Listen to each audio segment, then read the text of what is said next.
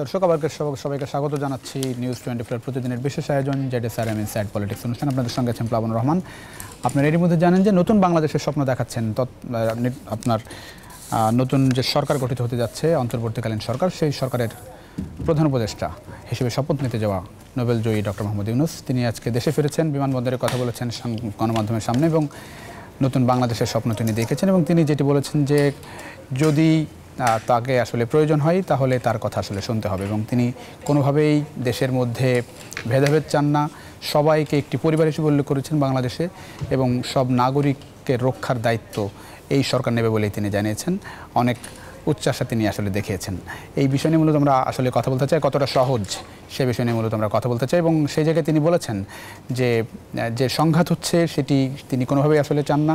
এই সংঘাত অতি দ্রুত আসলে নিরসন হওয়া দরকার এবং সেই দায়িত্ব তিনি সাধারণ মানুষকে নিজের কাঁধে তুলে নিতে বলেছেন এবং তিনি বলেছেন যে নতুন সরকারকে আসলে সবাইকেই সহযোগিতা করতে হবে।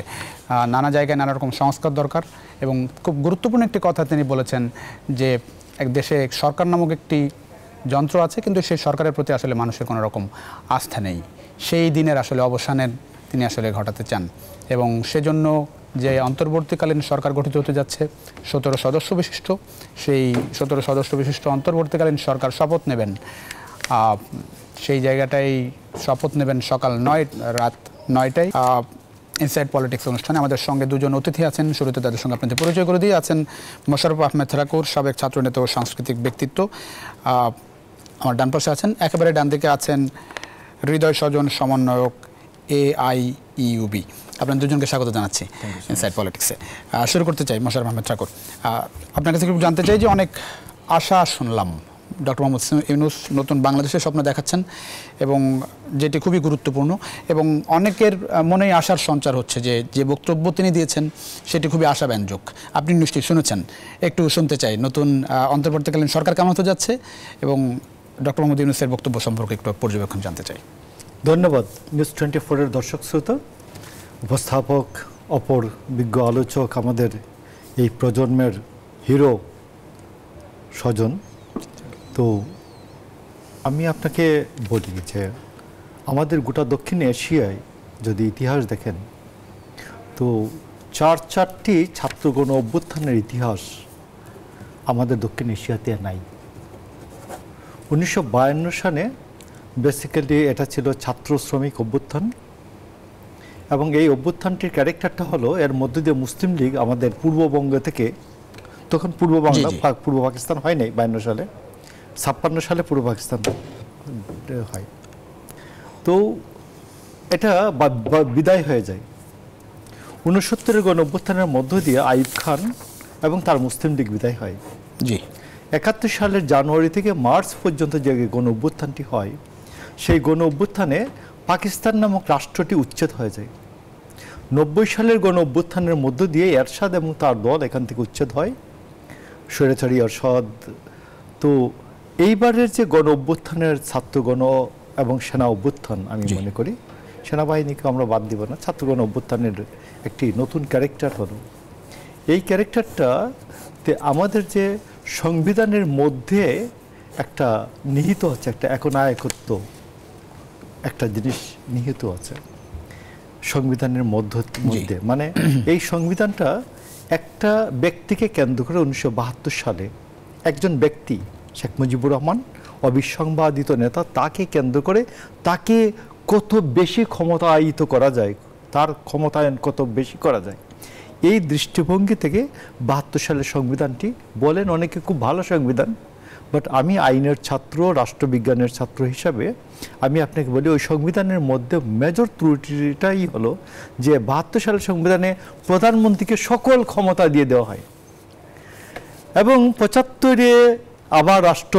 ব্যবস্থা, সরকার ব্যবস্থা পরিবর্তনের পরে দেখবেন যে রাষ্ট্রপতিকে সকল ক্ষমতা দিয়ে দেওয়া হয়।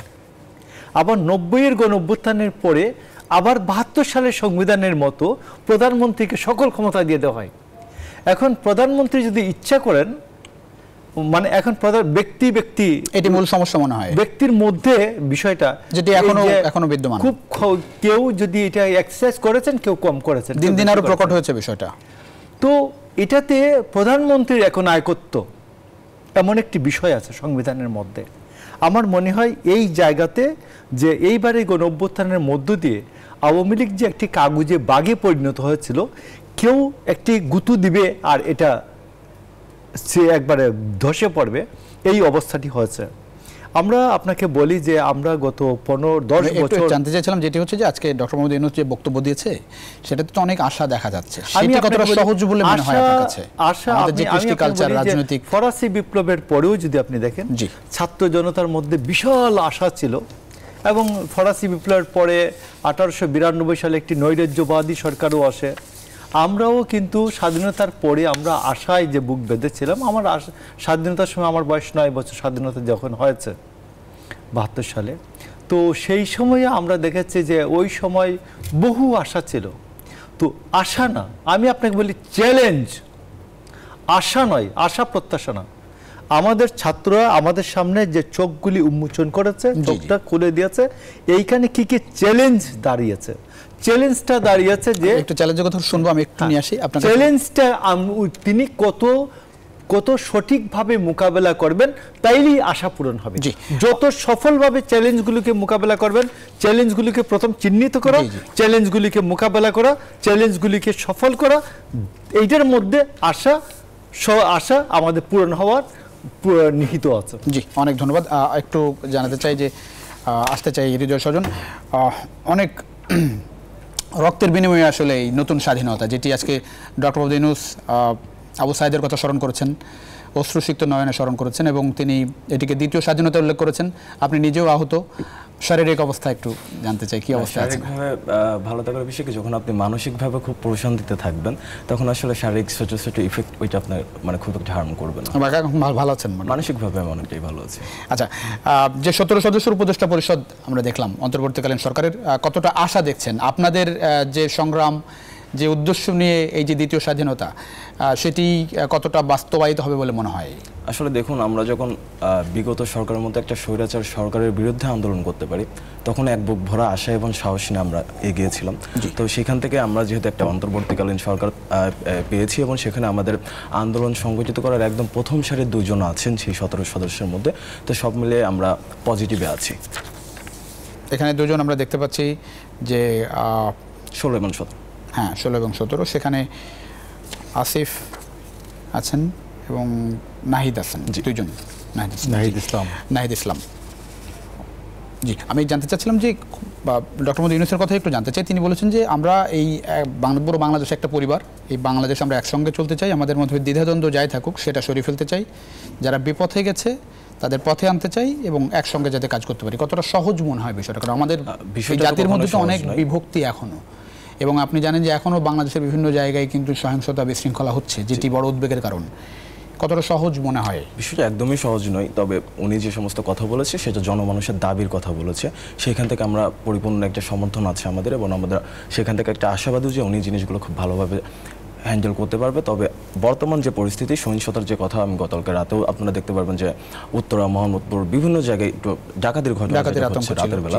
তো সেখান থেকে আমার মনে হয় কি যে খুব দ্রুত এই জিনিসগুলোর প্রতি আমাদের একটু নজর দিতে হবে। এক একটা রাত কিন্তু মানে আন্দোলনের সময় এক একটা রাত যেমন আমাদের সমন্বয়কদের জন্য ছিল গুম হওয়ার ভয়, তো এখন এই স্বাধীন বাংলায় এক একটা রাত, গত 2টা রাত কিন্তু মানে স্বাধীন বাংলার মানুষের জন্য ভয়ের হয়ে গিয়েছে। তো এইখানে একটা দ্রুত স্টেপ নেওয়ার বিষয় আছে। আইন শৃঙ্খলা পরিস্থিতির নিয়ন্ত্রণই এখন বড় চ্যালেঞ্জ বলেছেন। এখন দেখেন, মানে আইন শৃঙ্খলার যারা ছিল, আমি স্পেসিফিক যদি নাম ধরে বলি পুলিশ, তারা আসলে রাষ্ট্রের রক্ষকে রাষ্ট্রের ভক্ষকে পরিণত হয়েছিল। তো সেই জিনিসটা একদম নির্মূল করে আবার নতুন করে একটা জিনিস গঠন করতে গেলে কিছুদিন সময় লাগতে পারে।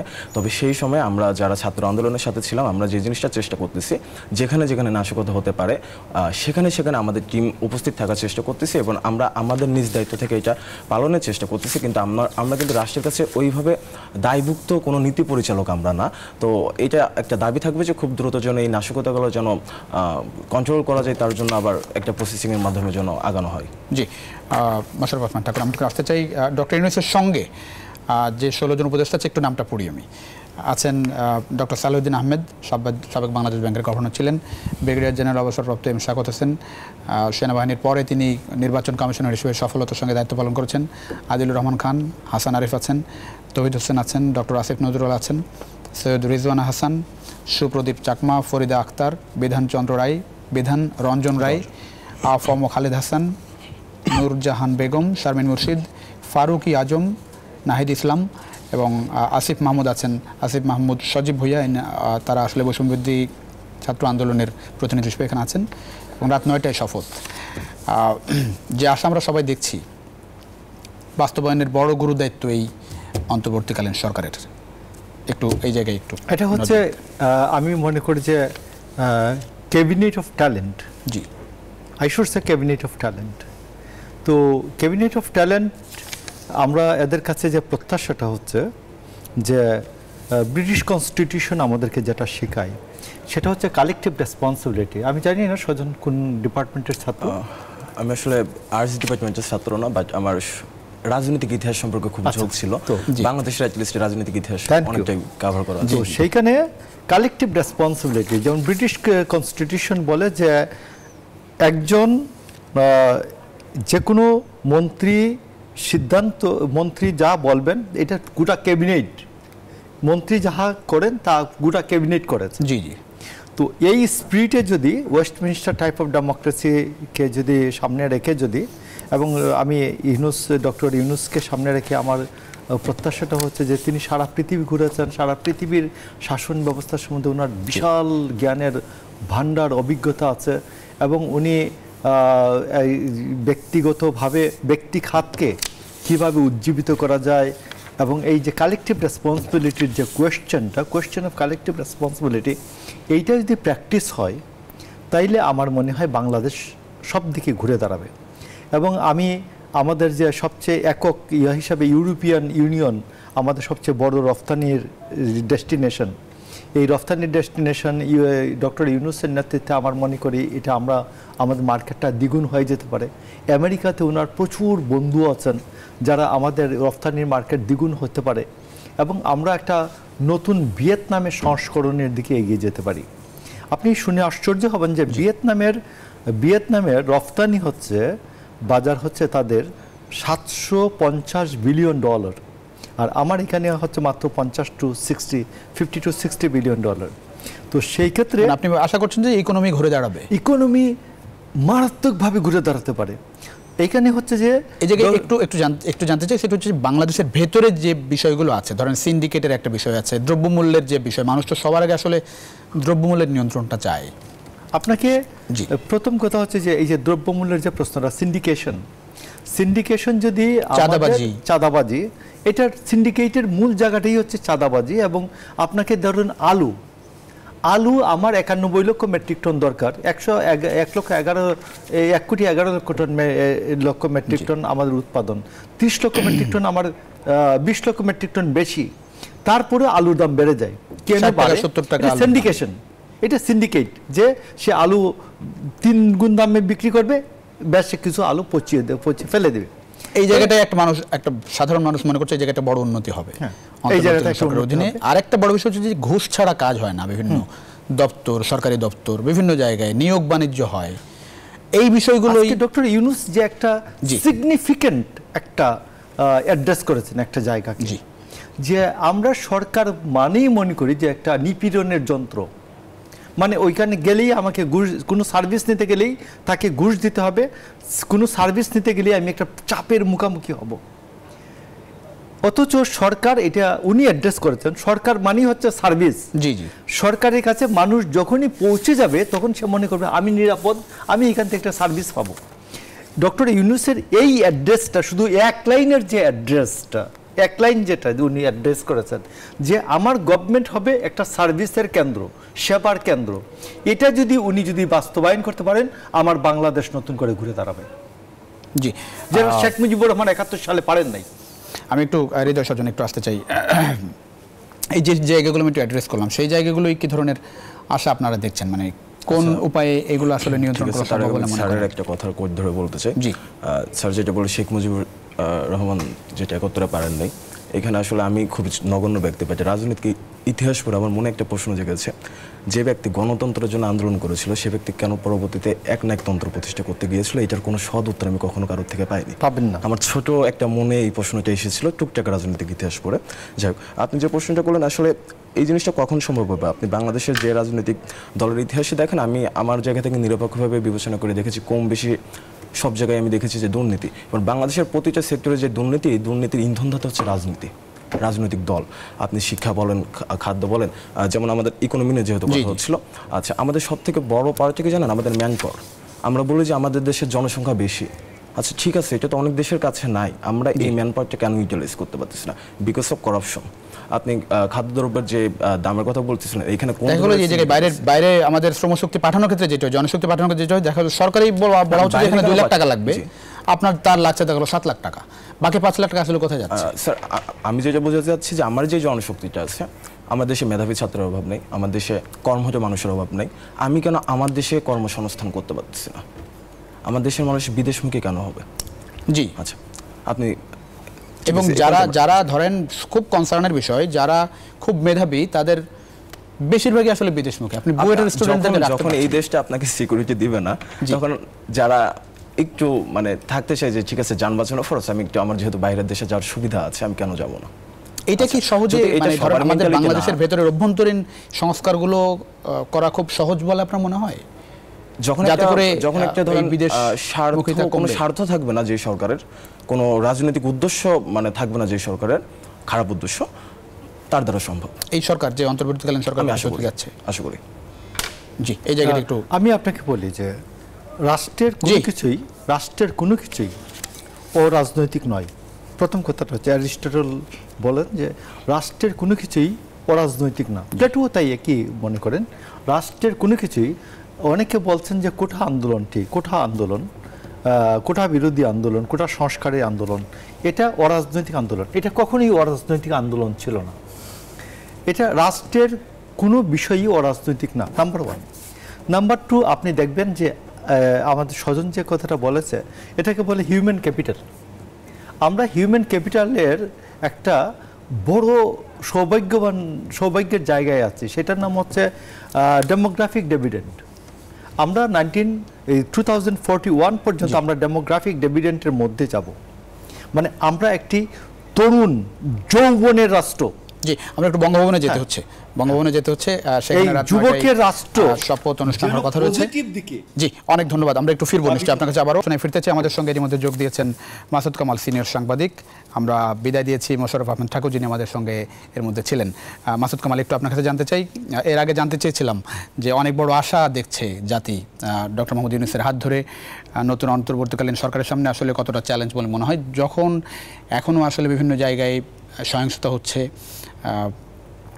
জ্বালাও পোড়াও আছে, এবং এগুলা বিভিন্নভাবে বিদেশি গণমাধ্যম আসলে ভিন্নভাবে উপস্থাপন হচ্ছে, সেই জায়গাটাই কতটা চ্যালেঞ্জ মনে হয় যে সবাইকে এক পরিবার হিসেবে বাংলাদেশকে এগিয়ে নিয়ে যাওয়া ডক্টর মোহাম্মদ ইউনূসের জন্য?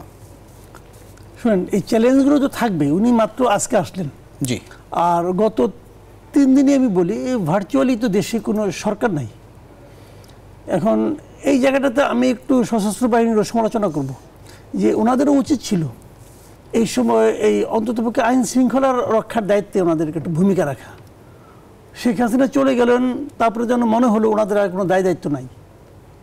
এই জিনিসটা আমার পছন্দ হয় নাই ভাই। শেখ হাসিনা চলে যাওয়ার পর ওনাদের উচিত ছিল প্রত্যেকটা থানায়, প্রত্যেকটা আপনার রাস্তার মোড়ে কোনো মানে ঘোষণা দিয়ে ডাকাতি হয়েছে, ট্রাক নিয়ে এসে লোকজন ডাকাতি করেছে। যারা ডাকাতি করেছে তারা কারা? তারা তো পেশাদার ডাকাত, তারা এই সুযোগটা নিয়েছে। তো এই সুযোগটা আপনি করে দেবেন কেন? একটা ভ্যাকুয়াম তৈরি হবে কেন? ভ্যাকুয়াম তৈরি করাটা আমি মনে করি ঠিক হয় নাই। ইউনূস সাহেব আজকে আসছেন, উনি হয়তো আজকে দায়িত্ব নেবেন, তারপরে আমি আশা করি, ধারণা করি কাল পরশু থেকে এটা হয়তো একটা ভালো একটা ফর্মে হয়তো যাবে। আর দ্বিতীয়ত বিদেশি যে মাধ্যমগুলো, বিদেশি মাধ্যম বলতে বেশি সোচ্চার দেখেছি আমি ভারতকে।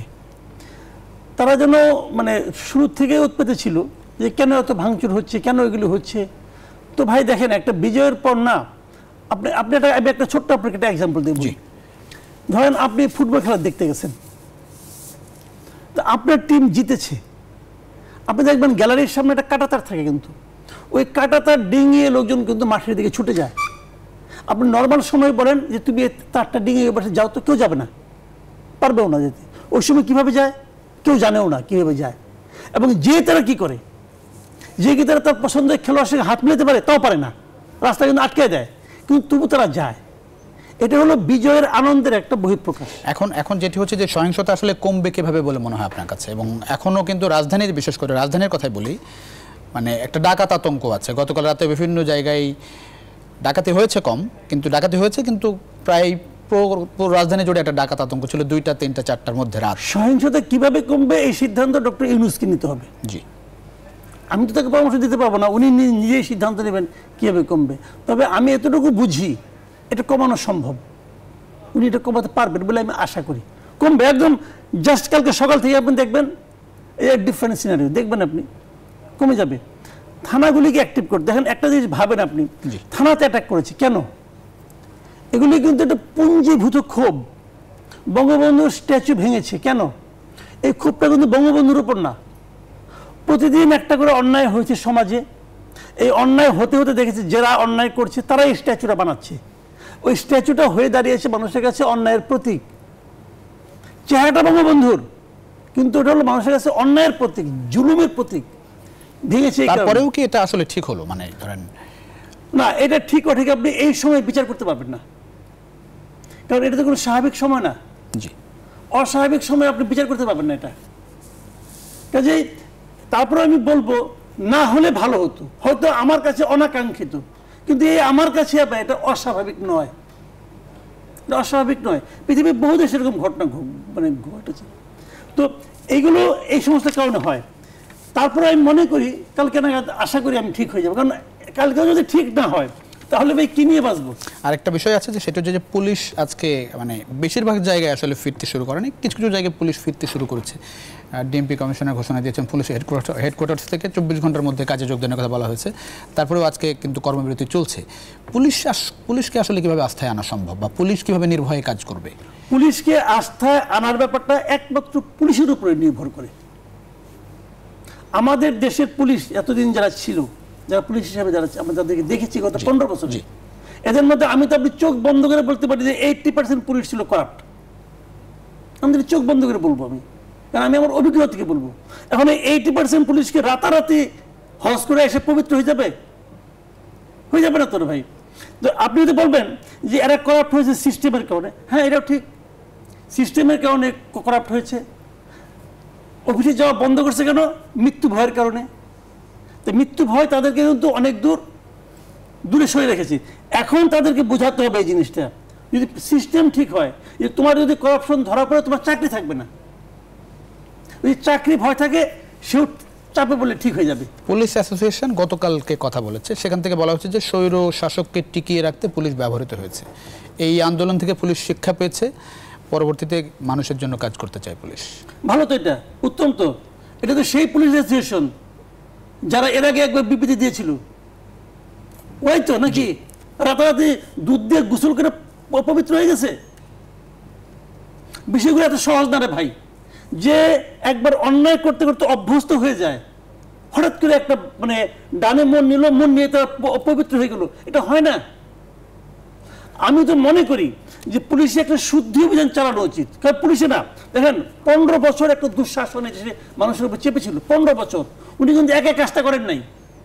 উনি বিভিন্ন সেক্টরে বিভিন্ন জায়গায় পকেটে তার লোক ছিল, তাদের দিয়ে কাজগুলি করেছেন। কিছু সুবিধা উনি নিয়েছেন, মানে উনি ক্ষমতায় টিকে থেকেছেন, আর ওদেরকে অন্যায় করতে দিয়েছেন যে তোমরা করো, কোনো সমস্যা নাই, কিন্তু আমার লোকগুলিকে ধরো না, এই তো করছেন। তো ওই লোকগুলো তো ওই কাজ করতে করতে অভ্যস্ত হয়ে গেছে। এখন বললে হবে না যে ওর চাপে করেছি, না, আপনি লোভে পড়ে করেছেন। আপনি লোভে, যারা নাকি চাপটা সহ্য না করে অনেক লোক ছিল, তাদের তো আপনি ওই খাগড়াছড়িতে বদলি করছেন তো। আপনি যারা ঢাকা শহরে ছিলেন তারা সবাই সুবিধাপ্রাপ্ত পুলিশ, এটা অস্বীকার করার কোনো উপায় নাই। যেই হোক, একটু স্বজনের কথা শুনে, স্বজন, পুলিশের কাছে কি ধরনের প্রত্যাশা থাকবে? পুলিশ কিভাবে আসলে জনমানুষের পুলিশ হবে, যেটিকে আমরা পুলিশ মানুষের বন্ধু হিসেবে দেখতে চাই? কিভাবে আসলে পুলিশ গণমানুষের পুলিশ হবে? আচ্ছা, প্রথমত হচ্ছে আমার দৃষ্টিভঙ্গিতে যে অন্যায় করে তার সবচেয়ে বড় পরিচয় হচ্ছে সে অন্যায় করেছে। যদি পুলিশ জনমানুষের পুলিশ হতে চায়, আমি জানি না আমার মতামত কতটা ইয়েও করবে, হ্যাঁ, সে জনমানুষের সরকার হোক, তবে তার আগে সে যে অন্যায়গুলো করেছে তার বিচার হোক, একদম খুব ক্লিয়ার কাজ কথা। কারণ সে রাষ্ট্রের মানুষের কাছে দায়বদ্ধ, সে কোনো নির্দিষ্ট সরকারের কাছে দায়বদ্ধ না। তারা জনমানুষের উপর এ ধরনের নির্মম অত্যাচার চালানোর পরে যখন তাদের সেই শেল্টারদাতা দেশ ছেড়ে পালিয়েছে, তখন তারা এসে ভিকটিম কার্ড প্লে করতেছে যে আমরা আসলে তার হাতে পুঞ্জীভূত ছিলাম। পুঞ্জীভূত তো সারা বাংলার মানুষ ছিল। আমরা ছাত্ররা যখন নামতে পেরেছি, তিনি কেন তার চাকরি থেকে রিজাইন করতে পারে না? আমি ধরলাম যে সে একটা সিস্টেমের চিপায় পড়ে গেছে, তার জায়গা থেকে সে রিজাইন করতো। কেন সে এইভাবে হামলা করবে? শুধু এই ইস্যু না, গত 15 বছর ধরে বিভিন্নভাবে বিভিন্ন লোকজনের উপর তারা এই হ্যারাসমেন্টটা করে এসেছে। তারা যদি এখন জনমানুষের পুলিশ হতে চাই, সমস্যা নেই, তার আগে আমি বলবো তাদের বিচার হওয়া লাগবে।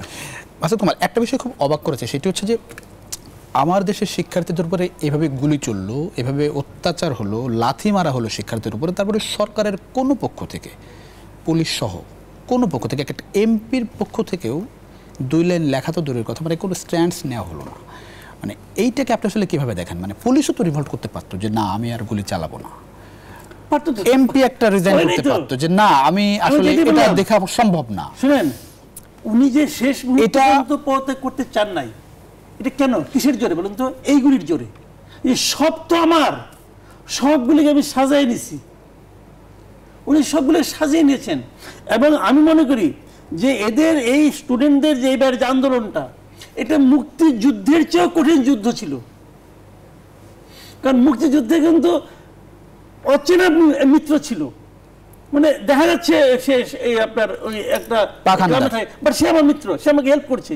এখানে কিন্তু মানে দেখা যাচ্ছে যে পুরো যাদের হাতে অস্ত্র আছে, যাদের হাতে আমার টাকায় কেনা অস্ত্র দেওয়া হয়েছে, যার হাতে, সেই আমার শত্রু, সে আমাকে তাক করে গুলি করে।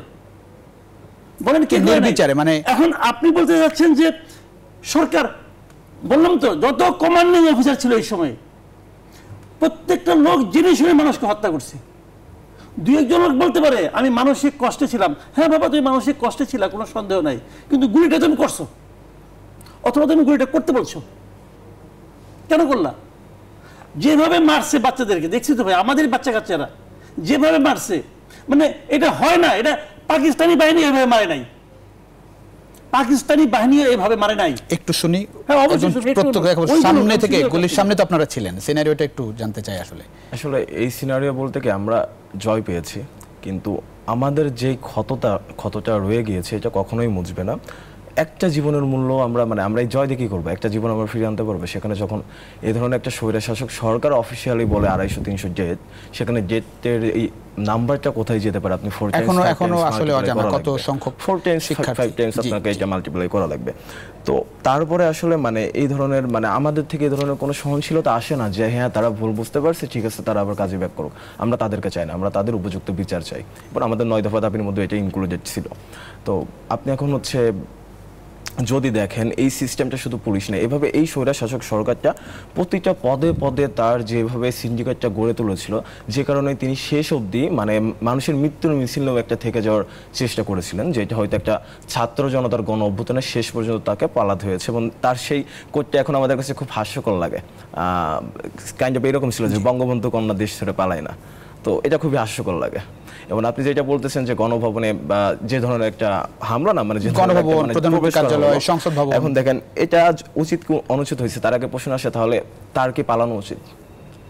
তার কি পালানো উচিত হয়েছিল? বা আমাদের রাষ্ট্র এই রক্ষায় যে সমস্ত প্রশাসনিক আছে, সেটা হোক আমার সেনাবাহিনী বা পুলিশ যারা হোক, তারা কেন তাদের সেই স্বৈরশাসককে অ্যারেস্ট করলো না? তাকে কেন দেশে রাখা হলো না? তাকে যদি দেশে রাখা হতো, গণভবনের সামনে থেকে যদি দেখানো হতো হ্যাঁ আমরা এই স্বৈরশাসককে অ্যারেস্ট করেছি, তাহলে কিন্তু সিচুয়েশন এই পর্যন্ত আসতো না যে আমরা গণভবনে ঢুকে যাব। তো আমাদের ক্রিস্টাল অ্যান্ড ক্লিয়ার একটা জিনিস, আমরা এর বিচার চাই, এই যে একটা নির্মম হত্যাকাণ্ড। এবং একই সাথে এটা আমার মনে হয় না যে বলার অবকাশ রাখে, এই সমস্ত খুনের পিছনে যদি আপনি সর্বপ্রথম একজনকে দায়ী করেন, সেটা খুনি শেখ হাসিনা, তার বিচার হওয়া উচিত। জি, সংখ্যালঘুদের উপর হামলা, অফিস আদালতে এখন হামলা হচ্ছে, এবং হিন্দু, বৌদ্ধ, খ্রিস্টান, আহমদিয়া সবার উপরে আক্রমণ করছে, এগুলো ষড়যন্ত্রের অংশ, এটি ডক্টর মোহাম্মদ ইউনূস বলেছেন। এবং উনি বলেছেন যে এগুলো আমাদের বিষয় না, আমাদের কাজ হলো এদের রক্ষা করা, সবাইকে রক্ষা করা, প্রতিটি মানুষ আমাদের ভাই, তাদের রক্ষা করা, একটা শৃঙ্খলা ফিরিয়ে আনা। এই জায়গাটাই আবার একটু শুনতে চাই আপনি যেটি বলছিলেন যে পুলিশকে আসলে 80% পুলিশ করাপ্টেড ছিল, এবং অনেক বেশিরভাগ মানুষই আসলে মনে করে, বেশিরভাগ না সবাই, বাংলাদেশের সবাই আসলে মনে করে। কারণ আজকে যেসব মানুষের সঙ্গে আমরা কথা বলেছি, আমাদের রিপোর্টাররা কথা বলেছে, লাইভে যেটা দেখলাম, 2-1 জনের মুখ থেকে প্রথম কথাটা বের হচ্ছে যে কোনো পুলিশ যাতে এরকম এরকম পুলিশ আমরা চাই না যে পুলিশ যখন তখন ধরে নিয়ে পকেটে মাদক ঢুকে দিয়ে বলবে, থানায় গিয়ে বলবে যে 1 লাখ টাকা দাও ছেড়ে দেবো। এই পুলিশ আসলে আমরা দেখতে চাই না। যে অন্যায় করবে সেই অন্যায়কারীকে ধরেই আসলে যাতে আইনের মাধ্যমে তার শাস্তিটা আসলে হয়। এটি তো অনেক মানে কি বলবো, লম্বা পথ, অনেক উচ্চাসা, রাতারাতি আসলে বদল হওয়া। তারপরেও এখন যে সাময়িক আমরা ক্রাইসিসের মধ্যে পড়েছি সেটির উত্তরণ আমি মনে করি এই ক্রাইসিস কালকে না কেটে যাবে, এটা আমার ধারণা। একদিন মনে করেন একটা ভ্যাকুয়াম থাকলে সেখানে অনেক কিছু ঢুকে যায়, কিন্তু এটা হতে পারে। আমি এই প্রসঙ্গে আরেকটা কথা বলি, জি, এটা আমার কাছে মনে হচ্ছে খুবই গুরুত্বপূর্ণ কথা। সেটা হলো এই সরকারের প্রথম কাজ হবে যে কত লোক মারা গেছে তার একটা হিসাব করা, এটা 1 নম্বর কাজ। জি, এবং এটা করা খুব ওয়ান-টু মামলা। প্রত্যেকটা মানে একটা ওপেন ডিক্লারেশন দিলেই হয় যে আপনাদের কার কার পরিবারের কাকে কাকে আপনারা পাচ্ছেন না, একটা মেইল নাম্বার দিয়ে দিল, এখানে আপনারা সবাই মেইল করেন যে কে কে পাচ্ছেন না আপনার পরিবারের কোন সদস্য, হিসাবটা বেরিয়ে যাবে। অনেকগুলো গণকবর হয়েছে, দেখেন আমার সন্তান বাইরে গেছে, সে ফিরে নাই, আমি ধরে নিচ্ছি সে কোথায় জানি না, যদি সে মারা যেয়ে থাকে আমি তো তার কবরটাও জানি না, কোন কবরে আমার বাচ্চা আছে আমি জানি না। গণকবরগুলো তুলতে হবে, প্রত্যেকটা ব্লকের ডিএনএ টেস্ট করতে হবে, প্রত্যেকটা পরিচয় উদ্ঘাটন করতে হবে, এটা ইম্পর্টেন্ট, জরুরি। দেখেন আমরা এতদিন পরে, স্বাধীনতা এত বছর পরে মারামারি করতেছি কি নিয়ে, মুক্তিযোদ্ধার সংখ্যা নিয়ে, 1,83,000 নাকি 84,000 নাকি 1 লাখের কম, এইসব নিয়ে। আমাদের তো প্রথমে যে ছিল শহীদের সংখ্যা করা, নিরূপণ করা। এই যারা জীবনটা দিয়ে দিল তার চেয়ে বড় ত্যাগ কে করছে রে ভাই এই দেশে? আমি এখানেও মনে করি এই আন্দোলনের বীর কিন্তু এই শহীদরা। প্রত্যেকটা শহীদের নাম, ঠিকানা, পরিচয় উদ্ধার করতে হবে, এটা সরকারের প্রথম দায়িত্ব। দ্বিতীয় দায়িত্ব হলো এদের প্রত্যেকের ফ্যামিলিকে আজীবন ভাতা দিতে হবে, শহীদের পরিবারে পাবে, এর চেয়ে বড় জায়গার কেউ করতে পারে না। ছাত্র আন্দোলনের পক্ষ থেকে করা হয়েছে। জি, এটা ইমিডিয়েট করতে হবে, এই দুটো হলো ইমিডিয়েট কাজ। মানে এটা না করলে পরে আন্দোলন আমি মনে করি আবার আরেকটা চূড়াগুলিতে কিন্তু ঢুকে যাবে। অনেকেই বলেন, সিনিয়র অনেক মানুষকে বলতে শুনছি যে আমাদের স্বাধীনতা যুদ্ধ, যারা মুক্তিযুদ্ধ, এরকম অনেকে বলেন যে আমাদের মুক্তিযুদ্ধটাকে বিজয়টাকে হাইজ্যাক করা হয়েছিল। আমারও একই কথা, এই বিপ্লব, আমি যেটাকে বিপ্লব বলি, এটা যদি আমি আরেক নতুন স্বাধীনতা বলি, এটা যেন হাইজ্যাক না হয়ে যায়। কারণ এটার জন্য কিন্তু মুক্তিযুদ্ধে 9 মাস ধরে সারা দেশে মারা গেছে, অসুবিধা। এদের মাত্র 36 দিনে যে ঘটনাগুলি ঘটেছে, এবং এই সময়ে এটা আর ওটা কি ছিল, বাইরের একটা বাহিনী দখলদার ছিল আমাদের এখানে, দখলদার, ওদের কোনো মায়া দেওয়া নাই। কিন্তু যখন আমার নিজের লোক আমার শত্রু হয়ে দাঁড়িয়েছে, যে কারণে নিজের লোক আমার শত্রু হয়েছে, কারণটাকে উদ্ঘাটন করতে হবে, ওই কারণটাকে হত্যা করতে হবে। এখন তো সব জায়গা থেকে বলা হচ্ছে একই কথা, সব জায়গা থেকে। বাংলাদেশ ব্যাংক থেকে গতকালকে কথা বলা হচ্ছে, বাংলাদেশ ব্যাংকের 2-1 ডেপুটি গভর্নর পদত্যাগ করেছেন, বিচারপতিরা পদত্যাগ করেছেন, অ্যাটর্নি জেনারেল পদত্যাগ করলেন, পদত্যাগের একটা ধুম পড়ে গেছে বিভিন্ন জায়গায়। এবং সবার একই কথা বলছেন, আমরা এতদিন ভয়ে মুখ খুলতে পারি নাই, স্বৈরশাসককে টিকিয়ে রাখতেই তারা আসলে নানাভাবে ব্যবহৃত হয়েছে। এবং বাংলাদেশ ব্যাংকের পক্ষ থেকে একই কথা আসলে, এটা ডাহা মিশা কথা। আমি একটা কথা বলি, যদি তারা মনে করে যে তারা চাপের কারণে, ভয়ের কারণে করে নাই, এই সময় তারা সুবিধা পায় নাই, এই সময় তারা অনৈতিক সুবিধা লাভ করে নাই, তারা আজকে বলুক যে আমি অনৈতিকভাবে, এই ভয়ের কারণে, চাপে পড়ে অনৈতিকভাবে আমি এই 20 কোটি টাকা অর্জন করছি, ফেরত দেখ, তাহলে বুঝবে ঠিক আছে, ফেরত দিবে। তো অনৈতিকভাবে উপার্জনটা তুমি বলো আমি ভয়ে পড়ে চুরি করছি, ওকে ভালো কথা ভাই, তুমি আসলে অরিজিনালি চোর না, তুমি একটা সাধু, চাপে পড়ে চুরি করছো, বন্ধুকে নলে চুরি কর, তাহলে কিন্তু গুলি করে দেবো, ওকে তুমি চুরি করছো, এমনটা তাহলে ফেরত দাও।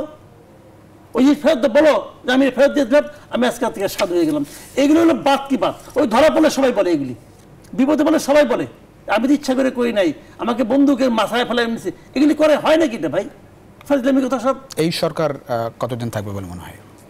এই সরকার কতদিন থাকবে না থাকবে আমি জানি না। প্রত্যাশার জায়গা থেকে একটা অংশের মানুষ, মানে সামাজিক যোগাযোগ মাধ্যম তো একটা মানুষের মানে মতামতের প্রতিফলনের জায়গা। সেখানে একটা কথা বলা হচ্ছে যে অনেক জায়গায় অনেক প্রত্যেকটা জায়গায় আসলে সংস্কার দরকার, রাজনৈতিক সংস্কারও দরকার। সেই জায়গাটাই এই অনেকে বলেন যে এই সরকারকে আসলে সময় দেওয়া উচিত। সেই জায়গা থেকে আসলে প্রশ্ন, এখন কথা হলো কি, ধ্যান কতক্ষণ আপনি সময় দিবেন? ধরেন আপনি একটা বিল্ডিং করবেন, এই বিল্ডিংটা 7 দিনে হতে পারে, আবার যদি আপনি ওইরকম শ্রমিক নিয়োগ করেন 7 মাসে লাগাই দিতে পারে। কিন্তু কারণ আপনি কেমন শ্রমিক নিছেন, কেমন লোক দেখে নিয়েছেন এই কমিটিতে, যে সমস্ত নাম আমি দেখলাম, আমি খুব একটা হ্যাপি না। এই নামের তালিকা দেখে আমি খুব একটা হ্যাপি না। যে যাই মনে করুক ভাই, আমি আমার অপিনিয়ন বললাম। আমার মনে হয় না যে গুরু দায়িত্ব পালন করতে হবে, যে বড় কাজটা করতে হবে, সেই কাজ করার মতো ক্যাপাবল লোক এখানে অনেক লোক আছে বিতর্কিত। আমার প্রথম দাবি এই যে 15 জন, এই প্রত্যেকের সম্পদের হিসাব দিতে হবে আগে। চাকরিতে জয়েন করার আগে প্রত্যেকের সম্পদের হিসাব দিবে, সেই সম্পদের হিসাব পাবলিক করতে হবে, পাবলিক ডোমেইনে দিতে হবে, সবাই দেখবে। আপনি আসলে কি আশা করেন এদের কাছ থেকে, কি ধরনের? আমি কি আশা করি, আমি দীর্ঘমেয়াদী আশা করি সেটা হলো এমন একটা সিস্টেম ক্রিয়েট করতে হবে যেখানে দুর্নীতি করা, ফ্যাসিবাদ আবার নতুনভাবে তৈরি করা কঠিন হয়ে যায়। এর জন্য প্রথম কাজ হলো নির্বাচন ব্যবস্থাকে ঢেলে সাজাতে হবে, প্রয়োজনীয় ক্ষেত্রে সংবিধান সংশোধন করতে হবে, সিরিয়াসলি করতে হবে, এবং দুর্নীতির বিরুদ্ধে মানে জিরো টলারেন্স হতে হবে, এবং সেইটা শুরু করতে হবে নিজের ঘরের থেকে। ঘরের থেকে মানে কি, এই যে যারা মানে আপনার উপদেষ্টা হচ্ছে তাদের মাঝখান থেকে প্রথম শুরু করতে হবে। একটু জি একটু একটু এই জায়গায় জানতে চাই, সেটা হচ্ছে যে দুর্নীতি জায়গা নিয়ে আপনারা এর মধ্যেও কথা বলেছেন। দুর্নীতি মানে ধরেন বাংলাদেশের এখন তো প্রত্যেক জায়গায় আসলে দুর্নীতির ক্ষেত্র, প্রত্যেক অফিস আদালতের জায়গা নিয়েও প্রচুর কথা হচ্ছে, বিচারাঙ্গন নিয়ে কথা হচ্ছে। সেটির হ্রাস টেনে ধরার কতটা সহজ বলে মনে হয়? এটি কতটা চ্যালেঞ্জ নতুন সরকারের জন্য? চ্যালেঞ্জিং তো অবশ্যই, যেহেতু একটা স্বৈরা শাসকের যে সিস্টেমটা ছিল সেইটা স্বৈরাচারের পতন হয়েছে, বা সেই সিস্টেমে অনেক সেই স্বৈরাচারের অনুগত লোকজন ঢুকে আছে। তাদেরকে ফাইন্ড আউট করে তাদেরকে এই সিস্টেম থেকে সরানোর পরে আপনি একটা সুন্দর পিওর সিস্টেম পাবেন, সেটা অবশ্যই চ্যালেঞ্জিং। তবে যখন নামটা ডক্টর ইউনূস স্যারের মতো, আশাবাদী থাকা যায়। অর্থনৈতিক জায়গা নিয়ে একটু শুনতে চাই। ইকোনমি, আমাদের বাংলাদেশের ইকোনমির অবস্থা তো মানে ভয়াবহ বাজে অবস্থা আসলে, এবং সেই জায়গায় এই যে ধরেন অর্থ পাচার, দুর্নীতির বিষয়টা আছে, মানে হাজার হাজার কোটি টাকা আসলে বাইরে পাচার হয়ে গেছে, বিদেশে জনশক্তির বিষয়টা আছে, নতুন বাজার খোঁজার বিষয় আছে। সেই জায়গাটাই অনেক আশা দেখছেন যে ডক্টর মোহাম্মদ ইউনূস সেই জায়গায় ভালো রোল প্লে করতে পারবেন, সেই জায়গায় আসলে কতটা আশাবাদী? দেখেন, ডক্টর ইউনূসের উপর যে আশাটা, বাড়তি আশাটা করা হচ্ছে যে ওনার সঙ্গে ওয়েস্টার্ন কান্ট্রিগুলো একটা ভালো রিলেশন আছে, জি জি, ইউরোপিয়ান দেশগুলোর সঙ্গে ভালো রিলেশন আছে, উনি একটা ভালো লিয়াজও করে মানে কি আনবেন রে ভাই? আনবেনটা কি? অনুদান, দান, খয়রাত নাকি লোন? কিছু একটা আনবেন। যদি লোন আনেন, লোনটাকে তো আমাকে শোধ করতে হবে। ঠিক আছে, লোনটা আপনি আনলেন, এখনই আমাকে প্রতি বছর কত টাকা লোন শোধ করতে হয়, এটা করতে যেতে আমি ক্লান্ত হয়ে গেছি। আরও লোন আনবেন। ব্যাঙ্কগুলোকে ফোকলা বানাই দিয়েছে, একদম খোকলা করে দিয়েছে ব্যাঙ্কগুলোকে। 6-7 জন লোক, বেশি না কিন্তু, 6-7 জন লোক। এই 6-7 জন লোককে চেনা কোনো কঠিন কাজ না। খেলাপি ঋণ, এক একজনের উপরে খেলাপি ঋণের মানে হাজার হাজার কোটি টাকা খেলাপি ঋণ নিয়ে একজন বসে হয়েছে। ঢাকা শহরে বিশাল মানে ভাব নিয়ে তারা চলাফেরা করতেছে। তো মূল কাজ হবে ব্যাংকিং সিস্টেম। আজকে জানেন আপনি কোথাও কোনো এটিএম বুথে যে কেউ টাকা তুলতে পারছে না, এটা তো রিয়েলিটি। তো আপনাকে ডক্টর ইউনূস কি আনতে হবে? লোন আনতে পারবে। ব্যাংকিং সিস্টেমটাকে ওনাকে চেঞ্জ করতে হবে, ব্যাংকিং সিস্টেমকে রিফর্ম করতে হবে, এবং খেলাপি ঋণগুলো আদায় করতে হবে। কিভাবে? আগে দেখতাম ভাই, কি বলবো এই দেশের কথা, জাতীয় সংসদে অর্থমন্ত্রী খেলাপি ঋণের পক্ষে বলে। এই দেশে এই যে মোস্তফা কামাল, তাকে আমি বলতে শুনছি, সে বলছে খেলাপি ঋণ নাকি তাদের কিছু করার থাকে না, এটা নাকি সিস্টেমের কারণে খেলাপি ঋণ হয়। তো সিস্টেমটা কি, এটা কে পয়দা করছে? এটা কি আসমানি পাই আসছে নাকি বাটা তুমি পয়দা করছো? মানে এই সমস্ত করাপ্ট লোকগুলো বিভিন্ন জায়গায় বসে তাদের বানাইছে মন্ত্রী, তো তারা দেখলেই করবে। তো এই সিস্টেমটাকে ডক্টর ইউনূস যদি পরিবর্তন করতে পারেন ভালো, যদি আর যা গেছে সেগুলো আনার চেষ্টা করতে পারেন, এটাও ভালো। আনা সম্ভব, সম্ভবটা আবার কি? তো বিয়ে চলে গেছে, কি আছে? ওর বাপ মা আছে না, ধরে নিয়ে আসেন। সম্পদ আছে, সম্পদ বেশি নাই, ওরা সব ভাগাই নিয়ে গেছে। যাই আছে এটা নিয়ে আসেন, বাপ মাগুলো ধরে নিয়ে আসেন, বাপ মা টানে আসবে না মানে গোষ্ঠী শুদ্ধা নিয়ে আসেন। এই সমস্ত ক্ষেত্রে কোনো প্রেম প্রীতি নাই, কোনো প্রেম প্রীতি নাই। তবে এইগুলি করতে হবে। আমার কাছে যে কারণে লাগতেছে, দেখেন এই আমি যদি খুব ঠান্ডা মাথায় আপনি দেখেন, আমার কাছে মনে হয়েছে যে এই উপদেষ্টা পরিষদ অনেকটা এনজিও নির্ভর হয়ে গেছে। এখানে অনেকগুলো এনজিও কর্মী আছে। এই যে আমার ভাই মনে হয় না এরা দেশের জন্য খুব ভালো কিছু করে ফেলাবে। শুনেন ভাই, বলে এটা আপনাকে, বিপ্লব আর সংস্কার এক জিনিস না, মাথায় রাখতে হবে। বিপ্লব আর সংস্কার এক জিনিস না। একটা বড় ধাক্কা থেকে তো আমরা আসলে রেহাই পাই। আমরা শুনেন, আমরা বাচ্চি ঠিক আছে, কিন্তু আমরা খেলাম কেন? সেই জায়গাটা, এই যে ছেলেটা মাথা ফাটছে, কেন ফাটছে? আপনার জায়গায় আমাকে বসানোর জন্য না, এটা এই কারণে ফাটছে যে এমন একটা সিস্টেম ক্রিয়েট করবে সে, যে সিস্টেমের মাধ্যমে আমার আপনার মতো করাপ্ট লোক আসতেই না পারে। সেই সিস্টেমে যতক্ষণ মতো ক্রিয়েট না হবে ততক্ষণ পর্যন্ত ঠিকই দেখবেন যে এই খালাতো ভাই মামাতো ভাই একজন এসে পড়তেছে। শিক্ষার্থীদের একটা বড় অংশের এখানে সুপারিশ আছে, সেই সুপারিশ অনুযায়ী আসলে এটা হয়েছে এবং ডক্টর মোহাম্মদ ইউনূস বলেছেন যে মানে আবার নতুন করে আসলে বীজতলা তৈরি করতে হবে, সেই জায়গাটায় আমাদের জেগে উঠতে হবে। এই তরুণদের হাত ধরেই আসলে বাংলাদেশ সামনে এগিয়ে যাবে। আমি একটু স্বজনের কাছে জানতে চাই, সেটি হচ্ছে যে এই জায়গাটাই আসলে একটু বলবেন যে আপনাদের যে 11 দফা দাবি সেটি একটু নতুন করে শুনতে চাই। আসলে কোন কোন জায়গায় প্রথম দিকে আপনারা চান যে সরকার কোন কোন জায়গায় আসলে হাত দিক? আসলে সর্বপ্রথম যেটা আমাদের শুরুতেও ছিল এখনও সেটা এই খুনের সাথে জড়িত যারা আছে তাদের বিচার। এবং আমাদের প্রথম পয়েন্ট আপনারা দেখতে পারেন, আমাদেরকে আমরা যদি সরাসরি এইভাবে বলতাম যে খুনি হাসিনার বিচার চাই, আমাদেরকে সরাসরি দেশদ্রোহী রাষ্ট্রদ্রোহী মামলা দিয়ে দিত। তো আমরা কি বলেছিলাম যে সমস্ত হত্যাকাণ্ডের দায় প্রধানমন্ত্রীকে স্বীকার করে নিয়ে জাতির উদ্দেশ্যে ক্ষমা চাইতে হবে। তো হত্যাকাণ্ডের যাই যখন মানে আমরা তো জানি যে হত্যাকাণ্ডের দায় তারই, তো আমাদের স্টিল নো দাবি আমার মনে হয় যে প্রথম সারিতে এটাই রয়েছে যে আমরা সমস্ত হত্যাকাণ্ডের সঠিক বিচার চাই। আর যে কথাটা হচ্ছে যে আমরা যখন আমাদের কেন্দ্রের সাথে আলোচনা বা কেন্দ্রের একটা পরামর্শ করে সর্ব পরামর্শ মিলে আমরা হচ্ছে ইউনূস স্যারকে আমাদের এখানে দেখতে চেয়েছিলাম। তো সেই কারণে আমার এখানে আসলে কোনো আশাহত হওয়ার মতো কোনো কমেন্টস নাই। আমি আশাবাদী যে কিছু একটা ভালো কিছু হবে এই দেশের জন্য। এবং এখানে একটা মেসেজ ক্লিয়ার যে আপনি আপনার 52 ভাষা আন্দোলন থেকে 24 পর্যন্ত দেখেন বাংলাদেশে যতগুলো গণ অভ্যুত্থান হয়েছে ছাত্র সমাজ তার মধ্যে অগ্রণী ভূমিকা পালন করেছে। সো এখানে যদি কেউ টেন্স থাকে যে মানে একজনের জায়গায় আরেকজন আসতেছে বাট করাপ্টেড, তাদের জন্য একটা মেসেজ লাউডার অ্যান্ড ক্লিয়ার যে শেখ হাসিনার মতো স্বৈরশাসক আপনি যদি গত 100 বছরের ইতিহাসে দেখেন তার নাম হয়তো টপ 5-7-এ থাকবে। তো তার মতো স্বৈরশাসককে যদি আমরা সরাতে পারি, যদি কোনো রাজনৈতিক দল এসে এই ধরনের স্বৈরশাসক মেন্টালিটি রেখেই কর্মকাণ্ড করতে থাকে, তাহলে তার স্থায়িত্ব এই বাংলায় দীর্ঘদিন হবে না। আপনার আন্দোলনে থাকবেন? হ্যাঁ, ইনশাল্লাহ। আরেকটা বিষয় হচ্ছে আমি আপনাকে বলতে চাই, এখানে হচ্ছে আমরা একটু বঙ্গভবনে যাব। আমরা দর্শক দেখছিলেন যে অন্তর্বর্তীকালীন সরকারের প্রধান উপদেষ্টা ডক্টর ইউনূস সহ বাকি সদস্যরা শপথ নিলেন বঙ্গভবনে। রাষ্ট্রপতি মোহাম্মদ শাহাবুদ্দিন শপথ গ্রহণ পাঠ করিয়েছেন। অনেক আশা দেখিয়েছেন, যেমনটা আগে আলাপ করছিলাম। একটু মাসুদ কামাল, প্রত্যাশা আবার একটু জানতে চাই। শপথ গ্রহণ শেষ হলো, প্রত্যাশা না করে আমাদের কোনো উপায় নেই। জি, আমরা এই সরকারের উপর প্রত্যাশা, অনেক প্রত্যাশা আমাদের, এবং এই প্রত্যাশা অন্য আমাদের সময় এই গত 50 বছরে যত সরকার ছিল তাদের মধ্যে সবগুলোই প্রত্যাশা যোগ করলে তারও যে বেশি প্রত্যাশা এদের কাছে। কারণ এদের দায়িত্ব হলো একটা সিস্টেমকে ক্রিয়েট করা, যে সিস্টেমের মাধ্যমে আমাদের জনগণের যে প্রত্যাশা 71 সালে 72 সালে ছিল সেরকম একটা সরকার প্রতিষ্ঠা করার ব্যবস্থা করে দিবে, এই প্রত্যাশা। তো এখন আমরা কিন্তু এই 15 জন 16 জন কারে নিচে, এদের অনেককে আমার পছন্দ, অনেককে আমার পছন্দ না, অনেককে নিয়ে আমার আপত্তি আছে, এগুলো কোনোটাই গুরুত্বপূর্ণ না। গুরুত্বপূর্ণ হলো ডক্টর ইউনূস। আমি কিন্তু ডক্টর ইউনূসকে দেখবো। ধরেন আপনি একটা তরকারি রান্না করবেন, সফলতা ব্যর্থতার জায়গা, তরকারি রান্না করার সময় কেউ লবণ নিয়ে আসলো, কেউ সবজি নিয়ে আসলো, অমুক নিয়ে আসলো, তমুক নিয়ে আসলো, কিন্তু যে রাঁধুনি, জি জি, যে মেইন কুক, সে কিন্তু বলে ভাই আমাকে লবণ দাও, আমাকে এটা দাও, আমাকে ওটা দাও। উনি যদি বলে না আমি যা পাইছি তাই দিয়ে বানাইছি, এই অজুহাত কিন্তু ভাই খাটবে না। কারণ আপনি আসার পরে এদের ঠিক করা হয়েছে, আপনি এদেরকে নির্বাচন করছেন, আমি ধরে নেব। এই যদি ব্যর্থ হন, সমস্ত দায় দায়িত্ব এই 80-র চেয়ে বেশি বয়স্ক, 84 বছর বয়স্ক ডক্টর ইউনূসকে নিতে হবে। আজকে উনি বিমানবন্দরে একটু কথা বলেছেন, বিমানবন্দর গুরুত্বপূর্ণ মনে হয়েছে। সেটা হচ্ছে যে যদি মনে হয় যে আমার আপনার প্রয়োজন, তাহলে আমার কথা আসলে শুনতে হবে। এই সরকার কতটা শক্ত হবে বলে মনে হয় আপনার কাছে, নাকি সবাইকে নিয়ে চলার চেষ্টা করবে? না, শক্তটা ইম্পর্টেন্ট যতটা না, তার সবাইকে নিয়ে চলতে হবে। দেশটা তো আপনি বিভক্ত করতে হবে না। আগে কি হয়েছে, দেশটা কিন্তু বিভক্ত করে ফেলাইছে। জি, আওয়ামী লীগও করছে, বিএনপিও করছে, দেশটাকে ভেঙে ফেলাইছে একদম। মানে ভাবখানা এরকম যে এই এলাকা থেকে ওই এলাকায় যাইতে হলে আওয়ামী লীগের ভিসা নিতে হবে অথবা বিএনপির ভিসা নিতে হবে, অবস্থা কিন্তু এরকম হয়ে গেছিল। তা আমরা বিভক্ত রাষ্ট্র আর চাই না, আমরা ঐক্যবদ্ধই চাই, সবাইকে নিয়েই চাই, কিন্তু সেই ঐক্যের মধ্যে নীতির প্রশ্নে আপোষহীন থাকতে হবে।